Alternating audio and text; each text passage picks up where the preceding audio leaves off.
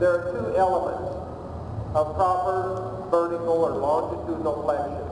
And it is elevation and then flexion at the pole again between the atlas and the axis. But if I had to choose one or the other, because at first you might get one and not the other, if I had to choose, I'll take elevation. If I got flexion at the pole and yet his pole was too low, I won't respond to that. I don't want that. I won't punish it, but I won't respond to it. I'll keep holding.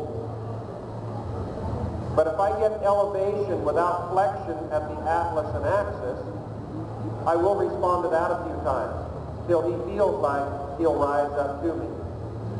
If you determine through the lateral flexion or the longitudinal flexion that his pole is indeed too low, as I've said, do not ever jerk on his head to make him come up. Don't have your horse escape up with their head, because he will not rise up at the withers and ever get the engagement we're speaking of.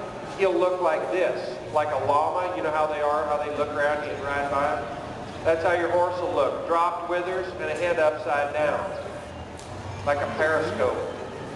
You don't ever bang on a horse to get his head up. You take a feel of him and you wait for him to feel up to you.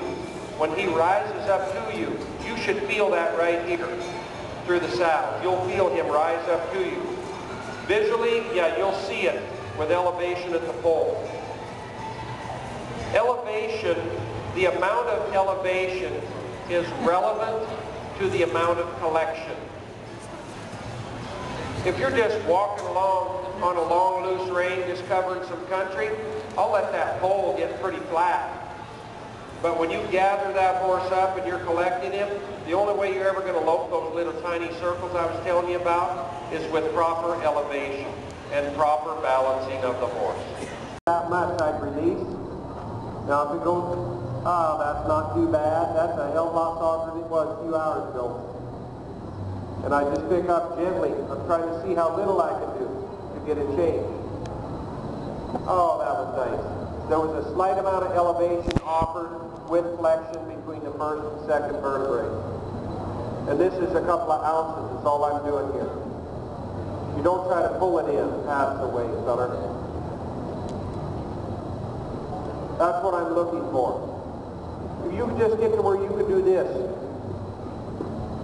and your horse can give and you can release like that, you won't ever have to be one of these clowns that rides around with draw reins and martingales and tie downs and all that junk. The gimmicks do not change the mind of a horse. They only lever the body. Remember that. Gimmicks only change the neck of the horse. They don't change the body. And the problem with the pulleys that people use to make a horse bend, that's what a draw rein is a pulley. The problem with it is, this is common physics if you graduated from high school. Anytime you put a bend in a rope, have a pulley effect, it makes you stronger.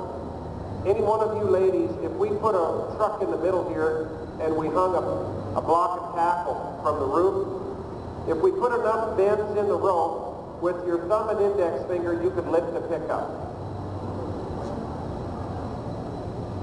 If you bend that rope enough times, you can lift your truck.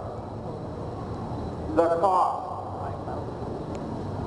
Anytime you use a rope, a rein, whatever, as a lever, and you have become exponentially stronger, with one bend in it, it's double the leverage.